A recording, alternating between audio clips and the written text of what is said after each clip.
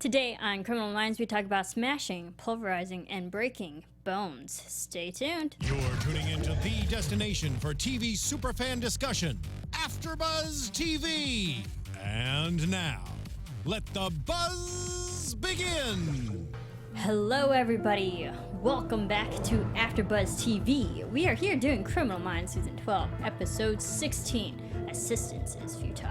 I'm your host, Marisa Serafini. You can follow me on Twitter at SeraphiniTV. Joining me, as always.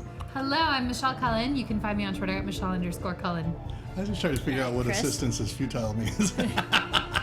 Maybe it could It's be... a play on words. Yeah. All right. We'll get to Who are it. you? I'm Chris Howard. Reach me at Chris Howard Live on Twitter and Instagram. I do have one thing to tell you before you start. Yes. You know, you can actually break your shins and increase your height. Nope. Did you know They that do was... that in Russia. They do that, yeah, just so you know. I Just in case. don't want to do that. I'm not that desperate to be taller. But, I mean, that's what lifts are for. Okay, so real quick thoughts of this episode. Michelle, let's start with you.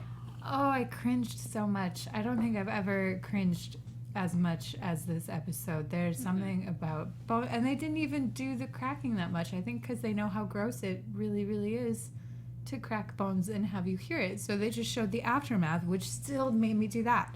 Which, if you're only Shudder. listening, it just is a really painful shudder that makes my neck collapse into my person. It's just like, Anyway, Chris, what'd you think? Were you as grossed out, Chris? Pass it on down. Yeah, I was cringing and I wasn't. I liked the episode. I thought it was really cool. I'm a big fan of Reed being in prison. I think that's so cool. That's playing out like I thought it would. I know that just irks you guys, but I like it. I think it adds more depth to the show, and I liked the criminal. This was one of my more preferred episodes. I really liked it. Yeah, I thought this was a great episode. I agree with you, Michelle. Very cringeworthy, and I generally am a little bit more sensitized to all the crazy graphic violence that we see on the show now. You like it. I do. I find it actually fascinating. Usually I'm just looking at it from a forensic perspective of this is the crime scene, this is what they need to do, but then they show the broken fingers and the arms and the compound fractures of Bones it all. actually coming out of the skin. Like, Do you like try it protruding. on? Do you go like when you see that happening? Does it make you think of your own fingers, or do you... It makes me grossed out because I know it's so painful and bones are not supposed to snap, especially a femur. If they had showed a femur, I probably would have needed to take a minute because that's like snapping a tree trunk. But on the other hand, I used to do stage makeup, so I was thinking about how complicated and fascinating that probably was to do it from that perspective. For that too, they had a lot That was of interesting. Yeah, they had a lot of actually bloody of bones makeup sticking out. They did. Yeah. There was a lot of bones crushed and crushed in this episode, for sure. Yeah, let's start. Well, there was a beginning. criminal in it called the Bone Crusher. Yeah, the Bone Crusher, our actual one sub in this episode. Well, we start with the case. It's in New York. It's the third victim in 6 weeks, so this has been going on for quite some time now. All women, equal opportunity, found in alleys, and they nicknamed the Bone Crusher. The media is loving it. The media is the one who usually creates the nicknames, but the FBI actually use it to their advantage. What did you think of that? about them using. About them using the media to actually try to snuff him out. I thought it was great. I mean, there was all of this focus on him already just from the knowledge of the crime scenes and just the idea of who this person is and what they're capable of. So when they figured out who it actually was, using the media to sniff him out and really make him retreat into a corner was a very smart move. Yeah. Chris, did you enjoy the media aspect of it? I don't know. Maybe I missed the media aspect of it. I saw that. I think I missed it. Well, was that a big point? They put it on the news. Okay. Every time we saw the next victim, they're like, the Bone Crusher's at it again. Really? Yeah. And got this woman. Yeah, I don't know. I mean, for me, it's like, they know better than we do. So it's like, because there's times to do that and there's times to not do that at all when it could go the opposite way and not serve. But it looks like it served in this episode, yeah. Yeah, it was just interesting to watch because for the most part, the majority of the time when we see media is involved, the FBI already are so dismissive of them. They always think media gets in the way and they ruin evidence and they're hindering the case, not helping it. Yeah. And I think for this episode, it was one of the first one of the first times in a long time that they actually use the media to their advantage. I agree. Usually when we see a scene of them interacting with the media, it's them giving the profile or giving a briefing, and they're in control of the situation. And it's very brief. Yeah. I thought it was interesting, but it helped them. I like that. So our first victim was Gigi Stevens. She was 26, waitress, and she had compound fractures. She died from blood loss from the fractures. Ooh. And we found out in her system she had alcohol and MDMA, aka ecstasy, for those who don't know. What were your thoughts of now knowing all these victims? They all have been women in their 20s, which is really scary for us. I don't like it. I don't like it. Yeah, no, what I was trying to find out, because like, where was the point where the drugs were being given to the women? I didn't get that. Did that come clear when the women would actually ingest the drugs? I was led to believe that he ingested them. Yeah, we find out later, he was taking MDMA also, but forcing it upon his victims. Forcing it upon them during the time. Consume. Got it. Yeah, I didn't see that part, that consumption part. They didn't really They didn't really go into that. No. We know that alcohol and MDMA were in all of their systems, but we don't know how he got them. Right. I think we're just left with the assumption that they all took it at some willingly time. went with him Well, although somewhere. he was, At some point he did it. I don't know. yeah. That's weird, yeah. He was jumping on people out of the dark, though, too, with the hammer. Well, right? that was after he was on the TV. Oh, got Yeah. it. So he was becoming more brazen in the way that he was approaching. Yeah. Got it. But we find out that the earlier victims of his, that he abducted them and only kept them for about 2 days and then broke all their bones. That'd be just a horrible way to go, wouldn't it? Just it's and starting with the terrible. fingers and the toes. And So he was really getting savoring it. That's But only within 2 days. Then Gigi Stevens, he kept for a week, right. which changed his MO. Yeah, I could only imagine going slowly like that and being tortured. And when it showed, the camera showed him going down and stroking them and moving his way down to their fingers or their toes. Creepy. Yep. Yeah. Well, also is when the pictures, and again, to your point, Michelle, when they actually show the pictures of all the fingers, like literally Right. discombobulated and distorted from the normal form in which fingers should be in a hand, that was disturbing to watch. It was. It reminded me, for the briefest of moments, after the cringe and before it cut away, of the episode. I know Matthew directed it, I believe, but it was the one with the inbreeding families, and they had the illegitimate son who lived out in the woods, and his hands were actually modeled after some football players. I forget who. This is a terrible story now. Right. But Matthew found this football player's hands who had every finger in his hand broken, and he never had them reset, so they were all at wonky angles. And that was the inspiration for the makeup in that episode, and I feel like it might have been the inspiration to an extent in this episode. Yeah, the finger breaks were weird because they went sideways rather than just down. They were like, Yeah, they were Well, they literally were probably not. broken at different Right. knuckles on each one. Yeah. Just looking at the pictures, you know how painful that could have been and excruciating that was. But yeah, we also find out with Gigi Stevens that he held her for a week, broke all the fingers and toes first, and then moved on to the bigger compound fractures such as the femur Yeah. and the femoral arteries. So he went from the little bones to the big bones. Yep. Torture, sadistic. yeah. Hey, you look offended. Yeah. No, So gross. You're just into it. Fascinating. So gross. I knew, this is a side story, there was a figure skater at my figure skating camp class area growing up who broke her femur on the ice, and because it was an ice arena, the crack echoed. It's so terrifying. Okay, now I got to figure that the femur is where? The femur is Femur the is big the- bone. is the The big thigh. bone. Big bone from connected to the The thigh. the It's thigh to the thigh that- bone. that Okay. bone. Femur. So it's a big, that would hurt like It hell, is wouldn't it? the hardest Yes. bone to break in Is the it? body. In the body? Yes. Oh, Yes. you know this stuff, dude. Well, yeah. I mean, I think most people who take biology should know this. Okay. Yep. But yeah, well, that was the first victim, and then it just gets worse from here. Serena Adams, who's also 26, which I thought it was interesting that, well, actually, she was 24. The first victim and the last victim were 26. The second victim, Serena Adams, was 24. She was in the abandoned apartment of our unsub, which we'll get to in a second. But her fingers were broken. Alicia was found alive. Yeah. Right. Thankfully. Yeah. It's about to get worse. Yeah, but she was at a nightclub, and from this is where they're figuring out that he's patrolling pretty much nightclubs at night. Yeah. And that's where he's picking all these victims. Still disturbing, especially you can tell she was in pain and she was still alive during it. Right. Yeah. And we never quite got why he was so disturbed. Right? We knew he was awkward and shy, and we knew that there was a significant emotional event early on. We discovered Let's get into the unsub. Danny Allen White. And we actually learned more about Danny from his mother, surprisingly, so not through Danny. But his mother, Miss White, actually goes up to the FBI, be like, "Hey, I think my son is the bone crusher." That's got to be based such on a his tough, journal. Oh, such a It's got to be tough tough, thing. but at the same time, do you think he'd even hesitate?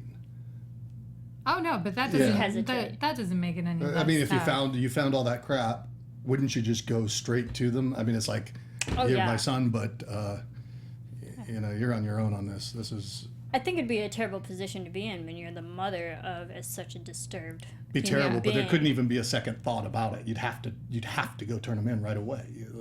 I don't Wouldn't know, you think? because you read You would things about think. the mother's bond with their children. Like, Yeah, but I don't know. Yeah, None but- of us can speak to that. I know. I mean, I'm not a parent. I thought it was interesting because we find out in Danny's journal he would write all these stories of him fantasizing about crushing, smashing, pulverizing, and breaking women's bones. Disturbing, and this has been going on for years. For years. for years. For years. What did you think of the flashback that we learned more about Danny when Danny was a kid? He was only 13, and we saw that gruesome flashback of his mother falling off the ladders and breaking her arm. I loved that it was black and white and just the red of the blood and the broken bone. I thought that was artistically interesting, along with the angles of the camera. That little kid was creepy. Yeah. He was a creepy little actor. He did good. Yeah, I thought it was a little over the top, thinking that he would just sit there laughing while she fell. But so I guess that was the whole point. The kid was crazy, and I'm glad they asked the question: is it possibly push the ladder? Yeah, because then it makes make sense. Yeah. Yeah. Well, it starts when you're younger too. Right. Yeah. And since this has been a fascination for this kid for 10 years, it started when he was 13. That Right. he saw a bone actually protrude from his own mother's arm. That was nasty to look at. Now, do we know And the sound effect of That was he made terrible. happen. Do we Yeah. know at what age he started getting the ecstasy? Was it that early? 21. Oh, so it wasn't 21. okay. Wasn't 21, at 13 then? It wasn't. She said 21. Yeah, and we learned that he's not the most sociable guy. He wasn't quite the talker. He could never really talk to women properly. But his mother, what did you think of finding out about the fact that his mother gave him ecstasy to see if it would change his personality and make him more social? I mean, there are less crazy things people have done based on studies they've read. If there were legitimate looking studies that made it seem like ecstasy would actually help. There were legit studies where they were using it to repair relationships that were broken relationships. Yeah. So there are legit research. There is legit research rather for it. I think it's a little strange for the mother to make the leap over to that. I mean, and provide it for her son like that. So I think that was a little strange. But is there legit research? Yeah. Yeah. I mean, I didn't really see that coming because she seemed like such a nice person with a strong head on her shoulders. Like, she wouldn't go against, I saw it coming when she flinched when he mentioned the ecstasy, and when he asked, would the son do this, and she was like, and she gave a weird reaction. My thought was that she was doing the ecstasy, and somehow the son got a hold of it, or he held that against her or something. So it was a right angle turn for me to see that it was actually him. Yeah, you're right. That's a good observation because, when Elvis asked her in that interrogation, is he on drugs? And she seemed a little She taken cringed, aback. kind of. She just, she was slightly offended. Be like, no, it's just a precautionary standard question that we all ask. Right. Yeah. Yeah. There was something Didn't weird. really pick that up. Yeah, it was an out-of-place response, which in lie detection, that's what they'll typically look for. Is there anything that seems out of place? And if there is, then there's something more to be discovered. So I was actually surprised that Alves didn't question about that when that happened. He kind of just let it go and then came back to it. Yeah. I thought it was just really sad that and you don't want to like completely blame the mother, but like she helped start her son to be on such a dark path. Kind of. I mean, like, it's a big leap to go from ecstasy use to murder. That's like, you know, so it's like, did she do something wrong? Yeah. Was it turning her son into a murderer? I don't think so. So I wouldn't look at it and say, boy, she was complicit in the murder of these people. She did some bad parenting and screwed up and did something that was illegal as well. But complicit in murder, I'm not so sure. Yeah, it was interesting, like, when they were explaining the whole use of the MDMA and all this, it seemed kind of contradictory, but, like, it still somehow made sense, if you know what I mean. Yeah. When they talked about when he first used MDMA, that it made him more social, it lowered his inhibitions, he could talk, you know, normally to women, to people, he opened up. And then the fact that when we find out about that party a year ago and he was on it, talked to a woman, she died, and it like just sparked this sexual situation. It imprinted it in his nervous system more. It was more highly aroused. Yeah, he got off on it. Yeah. But to the point where he kept using MDMA just so he could like feel that again for every victim. Right. Yeah. Even though they have done research with it like that to try to improve relationships and stuff, you know, in my experience, that drug experience is not going to translate into that person's real life. So I think it's a mismove. It's not a smart move. It's not a productive move on the part of his mother. But what was interesting was that it did enhance the experience so much that it became anchored in his nervous system. So he had to go chasing after that experience more and more. That's that interesting. rush again. Yeah. Wanting more of it. Yeah. But also the contradictory thing is MDMA is actually causes impotence. So he wants to get off on it, but he physically can't, and therefore, you know, he pretty much transferred his aggression into killing. Slowly breaking every single bone. Right. Yeah. Fascinating. Disturbing. Fascinating. I can't say fascinating even more, but disturbing, like what drugs can do to you, and that's just ecstasy. Yep. Let alone all the other harder drugs that are out there. Interesting though. I just felt bad for the mother when she realized like her mistake. At least she knew what she did was wrong. Yeah. So, yeah. But I did like. What did you think about like the whole takedown at the end? Well, we see Lisa Jackson was the girl in the bar with her friend. Oh yeah. That's when he appeared on the television. And we saw him take that MDMA. We did. Before he was going to attack. Yeah. And we find out that it's all blitz attacks as well. Because they're like, how does he ruse these women? And then we find out he was taking MDA. But this one was a blitz attack. It was. He panicked, but he still had the urge. Yeah. He needed to fulfill it. So we had Lisa Jackson. And again, this is when the FBI are closing in on him, so his timetable is even shorter than usually 2 days. But what did you think of that? Not really a takedown, but his ending, the unsub. It made me kind of sad just because of the other storyline that's going on at the moment where he was like, I can't go to prison, I won't survive there. Oh, that's I didn't even put that together. It takes on a whole new meaning when someone on the team is in prison. Because it's not the first time it's been said in an episode where it's death by cop or suicide by cop. It's just like, oh. Well, here's this criminal who's out killing people, and a bad guy, we'll call him a bad guy, that says, I won't survive there, I can't go to prison, but you got a good guy that's in prison having to survive through all that. That is interesting, those clashes, those interwoven parallel storylines. Yeah, that's neat.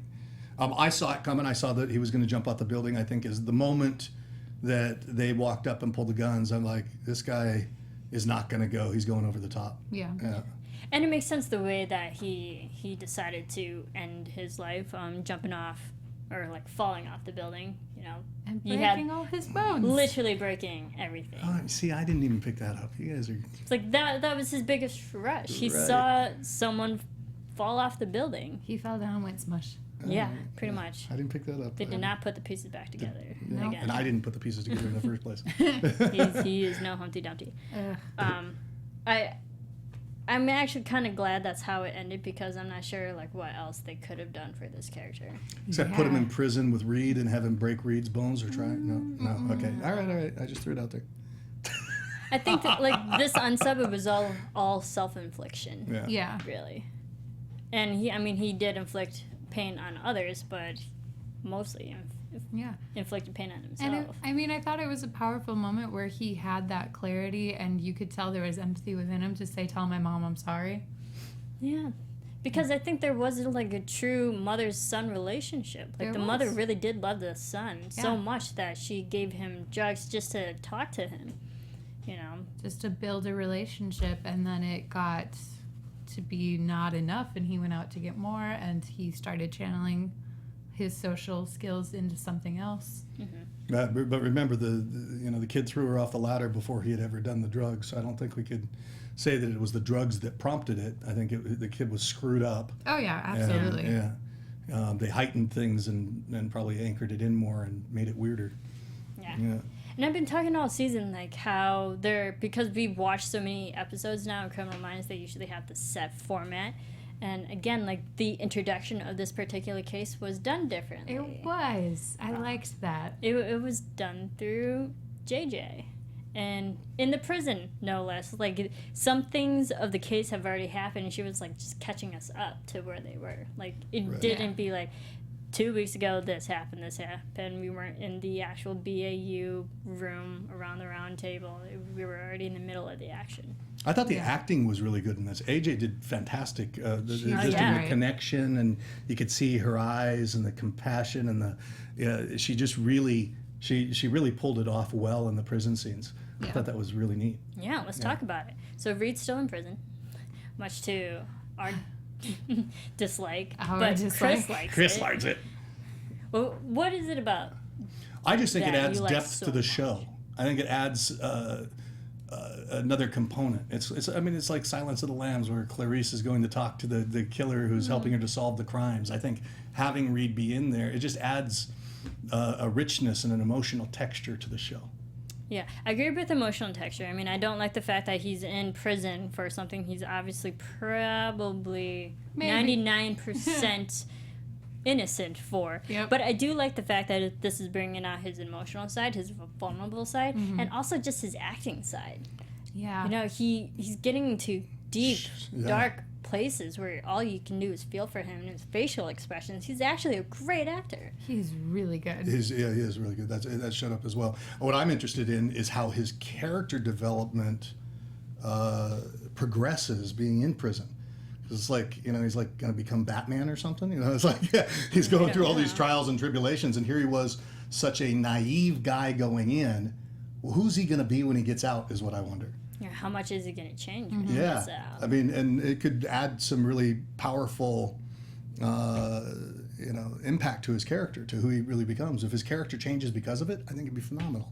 Like, will he be a hardened character? Right, like a little harder, will he be as tougher, soft as we know him to be? Yeah. It'd be neat if he changed. It would be. It'd be nice. But would we like it? Next time he arrests someone and realizes they're going to prison and he's a conflicted character, how will Reed respond? What if he beats the crap out of him and is just about to take it a little bit too far, and he remembers, I'm Spencer Reed, I can't do this. Right. No? Okay. Well, we did see some conflicts within Reed this episode. I mean, he still has that FBI instinct for him to like, go tell the authorities. Something's happening. Let's do something about it. This person's about to be hurt. I need to save them. But it becomes clear that's not going to work. No. But he whispered something to the guards. What do you think that was? Him like ratting out the guys who were beating up his inmate friend? That is what it seemed to be. Okay. We don't know, but that's what it seemed to be, right? That's what it seemed to be, which makes me think it might not have been that. Or it could have been something else. He was ratting them out. But what for? What was it? Yes. I know, right? Good talk. I'm asking you. Good talk. Yeah. Yes. I'm afraid for him though, because like even when we see JJ, as beautiful a woman as she is, visiting him in prison, the other guys see that and they're like, oh, who's your friend? Yeah. You know, that's already like victim, Right. like something to give him a hard time about. Yep. Yeah. Or to threaten her, Yeah. or to whatever it is, you know. And I told you I found that article. I should pull it up when you do your news and stuff and your gossip. Yeah, because, do it. Yeah, I think it's either the producers or the writers that were saying that they were gonna. It was gonna we haven't seen the worst of what's gonna happen to Reed. Oh, don't say that. Yeah, it's fantastic. Well, we saw the kind of the worst. We saw at some the bad stuff. end when like the three guys jump him. Yeah. And what did they say? That's for like telling on us or something like that, or like Hey, snitch. yes, Yeah, And Hey, then they snitch. commented on JJ, and they said you had that, something like you had that come visit you and you didn't tap that. Tap that? Is that what they said? Something very close to that. yeah, something about like Something about not getting some. something derogatory towards JJ. Yep. What did you think of his FBI friend saying we're all psychopaths in here? We're either predator or prey. Which one are you? Makes sense. I think it's the harsh truth of the U.S. prison system. Yeah. Do you think that? Do you have it? Do I have it? Do you want to hear it? Or yes, Yeah. sure. Okay, why this not? is Criminal Minds EP, so the executive producer. For Reed, the worst is yet to come, so hang on tight. This is from tvline.com. It says, thanks to an assist from an unexpected ally, Criminal Minds Reed dodged what was sure to be a brutal prison initiation shortly into his stint for the alleged murder of a doctor in Mexico. But the brilliant BAU agent isn't out of the woods yet by any stretch. When asked if viewers have witnessed the worst that is yet to come for imprisoned Reed, played by Matthew Gray Gubler, showrunner Erica Messer answered, Erica, your friend, answered quietly and almost apologetically, no, you haven't. You have not. There are a lot of internal and external factors that have yet to come into the storyline, she added, so hang on tight. Though the murder rap for Reed's most protective fans virtually cowering behind their sofas with every development, that's you too, Goodness, yeah. Messer relishes the opportunity to explore such an ongoing storyline and with a fan favorite. It's such a fun thing for us to do on the show because, as you know, we've never done anything this big of an arc for this long, she says. And to take our most vulnerable hero and put him in the last place you'd want him to be has, I think, got people talking, which is great. We want that. Some longtime fans, however, are also talking about a downwards rating trend for CBS drama, which on February 8th briefly visited a series low in the demo, blah, blah, blah, blah. Have the perils of Spencer Reed perhaps made viewers too anxious? So they're asking if that was the result of the drop in ratings. They said, could the ongoing absence of Hutch, played by terminated original cast member Thomas Gibson, be a factor? Or maybe it's some of a mix of above? It says, I think it's a combination of factors across the board for every show that's down, Messer says. But they believe that, I'm going to just summarize the end here. This comes from Messer, so I'll read what she says. I think the trend was happening. That's the downward trend in ratings before the Reed arc even got kicked off. So I don't think it has anything to do with that, Messer says.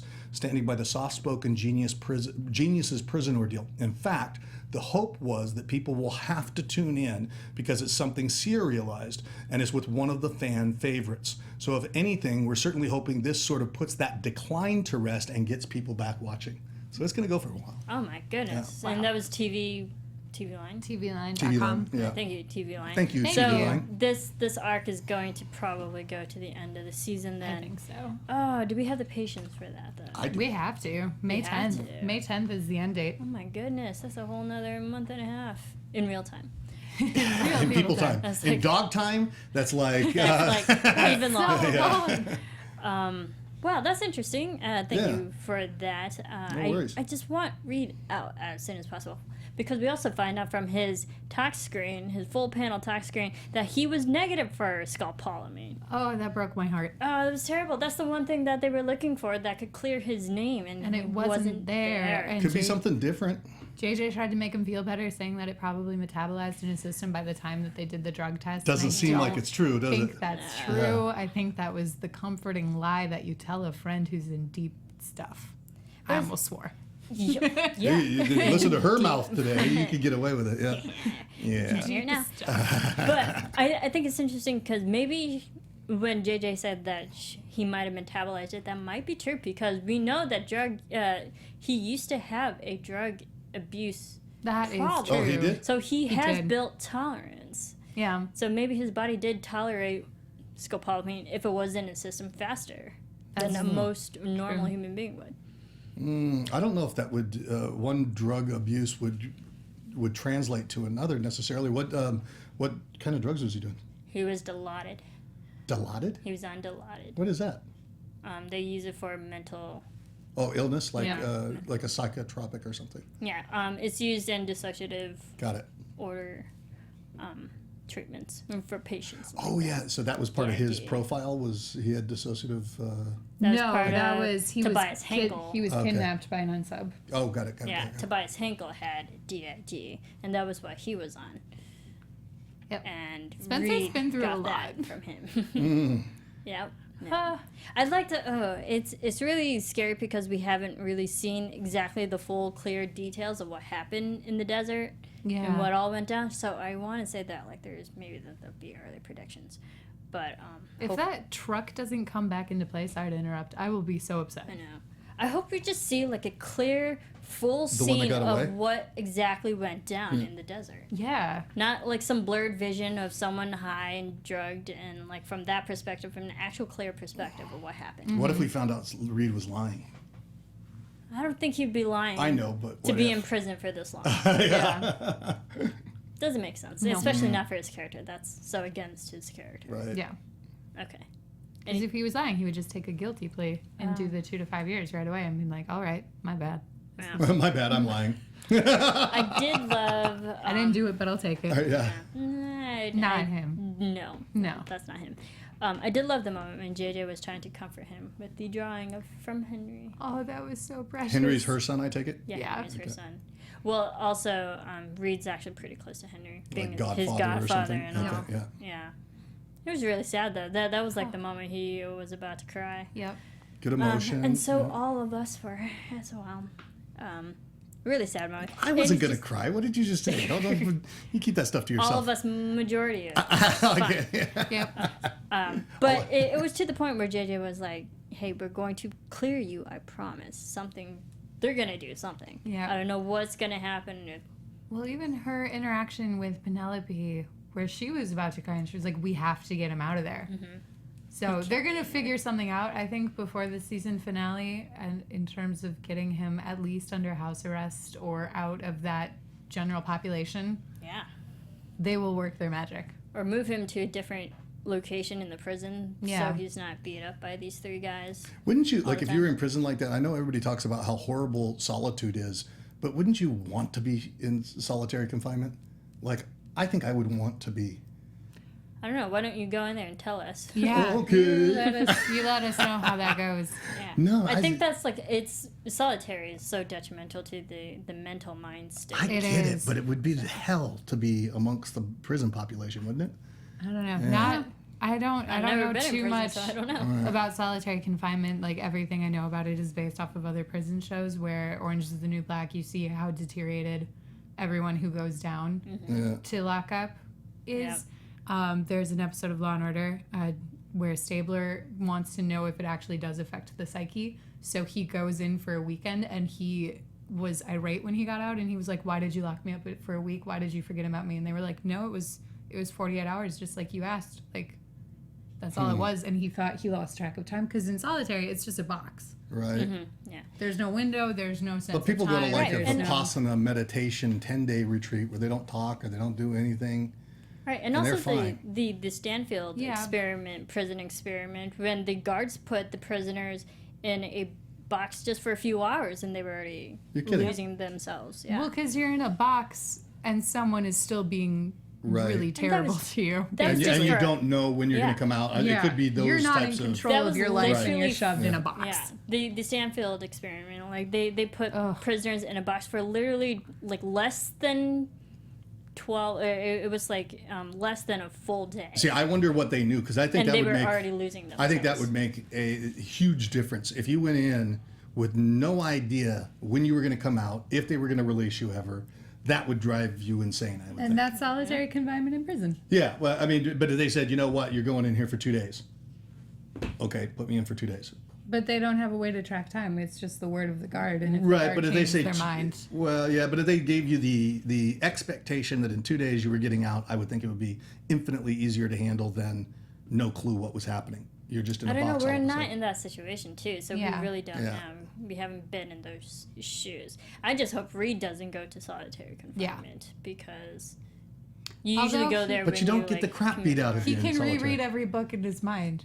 Yeah, Like, he can just go through all the really He can books play he's chess ever with read himself. ever, Yeah, and just read them again. he really could. I don't know, but I hope we don't go down that path because these guys keep beating him up. I know it's not going to happen, but I kind of hope like a Shawshank style Ugh. situation happens. Where, like, he he's- outsmarts them? He's rough right now, and then he becomes loved, and he's helping them with their Oh, studies. jeez, that's not gonna happen. And he tunnels Helping out. them with their studies. And their taxes. Reed could probably do that. He could. That'd It's be not nice. gonna happen, but it would be a really nice twist. Like Yeah. he does really Yes. well in prison. That could mess him up too. I don't know. I don't think that's the path I we're don't going think down that's for what his Virgil's character. gonna do. But it kind of explains the episode title, Assistance is Futile. There's literally like no help to anything. Oh, that's the episode title. I thought you Yeah. just made that up at the beginning of the show. No, I was that's like, the what's name that of the mean? the episode. name of the Yeah, episode, so- Assistance is Futile. All right. Like literally you can't help because Yeah. it won't. Okay. Because it literally won't help. Anything else about this episode before we get into a little bit of news? Nope. Time Nope. for news. All right, time for news.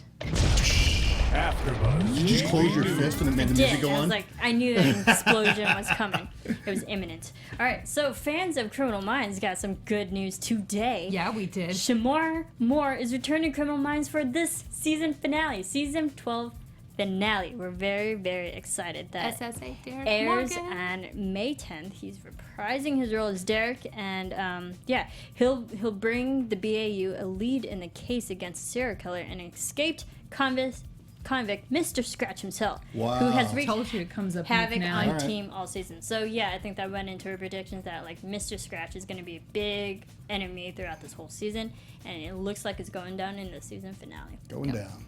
And of course, to take him down, we have to get Morgan back. And the troops. We do. Yeah, very, very exciting. So that's it for news. I do have a little bit of profile. Yeah. Bringing that back. Profile. Yeah.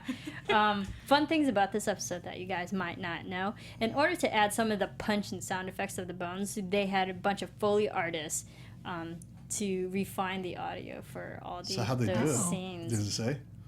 No, they did footsteps, movement of fabric, and horrific snaps. Horrific snaps. Yeah, literally horrific snaps during the post-production. I too. imagine like broomsticks. Branches or yeah. Snaps of all different Yep. types. To Oh, that's yeah. great. So just think bone snapping. It was a bunch of Foley artists that actually did the work for this episode. That's pretty amazing how they do that. How they I throw in the love sounds and throw in Love it. all the effects and That's a stuff. dream It's- job of mine. Yeah, There you go. and we saw the wall with all of the crazy pictures and stuff from the crazy unsub.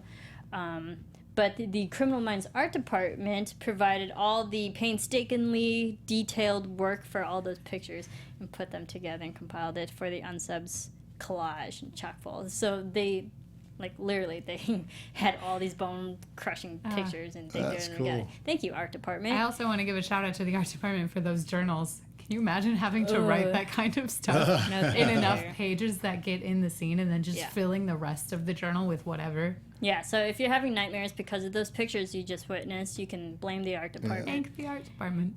Yeah, and in order to make the episode's first prison scene in this show as realistic as possible, the crew of Criminal Minds actually created a full functioning cell block on set. Wow. Oh, Who cool. knew? That is cool. Yeah, so when you see the cell blocks opening, yeah, they actually built that That's there. just for the show. That's cool. Wow. Crazy. And then also during the episode, Miranda was admitted to Agent Alves that she gave her son the MDMA to curb his violent behavior. While it is an illegal substance now in 2017, the U.S. Drug Enforcement Administration banned the drug back in 1985. And it was used to prescribed by many doctors as psychotherapeutic tool back in the day. So it makes Wow. so it makes me think that maybe she had it even earlier than the time she was giving it to her son. Yeah. Interesting. Yeah, so interesting fun facts for Criminal Minds for all you who may not know. Thanks So to the that was 70s. Profile. All right. Do you want to do predictions? Sure. Your AfterBuzz TV predictions. See, did you just do that with your hands? Yeah, I did. So this means news, this means predictions. Yep. Yep. So, Chris, you think Reed's going to be in prison for I the think rest of the Reed's going to be in prison for the rest of the season. Personally, I'd love to see them leave him in for another season and develop the character. Because I think what's going to happen, here's my prediction, is he's going to help to solve murders from in prison. And Okay. crime from in prison. We're going to begin to see that where he's able to participate in it. And I think that would be cool. Okay. Michelle? Interesting. I don't know how to feel about that. It's been a while since they've done a cliffhanger season finale. Yeah. I think the last time was To Hell and Back. Mm-hmm. Where it was to hell and then it was a break. And it was season 4. And then we're back. And then it was and back. And then you got the most traumatic ending to that To a story ever. season. So Yeah. it would be interesting if they did leave it on a cliffhanger. I do think they're going to wrap some of it up nicely. If that means that Reed gets out, or if that means Mr. Scratch gets apprehended again and locked away for life. I don't necessarily know that it's going to be both. Or. Okay. Like this is coming to me. What if Mr. Scratch is already in prison? They're manipulating things with Reed. Like, because we saw when Reed was admitted to prison, things were already changing for him. It's like, no, you're not going to this location. You're being moved to another location. What if, because we don't know the locations and the whereabouts of Mr. Scratch, what if he somehow worked his way into the prison where Reed is, and he's been just playing Reed all along? Do we know what he looks like? We saw, like, flashbacks during the episode when he was attacking the victims and stuff. He's a white guy? Yes, he's Caucasian. Yeah, sorry. He likes to I'm a little ghetto. drug his victims, but I mean, Mr. Scratch is smart enough. The first time we saw him, he was in prison, and I think it would just be poetic and make the whole story come full circle if Mr. Scratch ended. Like Be the fascinating, whole wouldn't it? takedown would be in prison, so it makes me think that maybe Mr. Scratch worked himself back into prison just so he That can would be keep eyes and interesting. tabs on Reed. I don't know. Who maybe. knows? We'll see, and when Morgan comes back and have more information on Scratch, we I shall love that see. he's coming back. All right, great episode. Thank you everyone for tuning in and listening to us every week. Where can we keep following you? Follow me at Chris Howard Live on Twitter and Instagram. You can find me on Twitter at Michelle_Cullen. And you can follow me on Twitter at Serafini TV. You can follow all of us here on Twitter, Facebook, Instagram, all those fun social media platforms at AfterBuzz TV. Keep rating, keep commenting, keep subscribing. We love this show and more to come. Shamar Moore is coming back to this show, so we're really excited for that. Thank you, everyone, and we will see you next time. From executive producers Maria Menounos, Kevin Undergaro, Phil Svitek, and the entire AfterBuzz TV staff, we would like to thank you for listening to the AfterBuzz TV network. To watch or listen to other after shows and post comments or questions, be sure to visit AfterBuzzTV.com. I'm Sir Richard Wentworth, and this has been a presentation of AfterBuzz TV. Buzz you later. The views expressed herein are those of the hosts only and do not necessarily reflect the views of AfterBuzz TV or its owners or principals.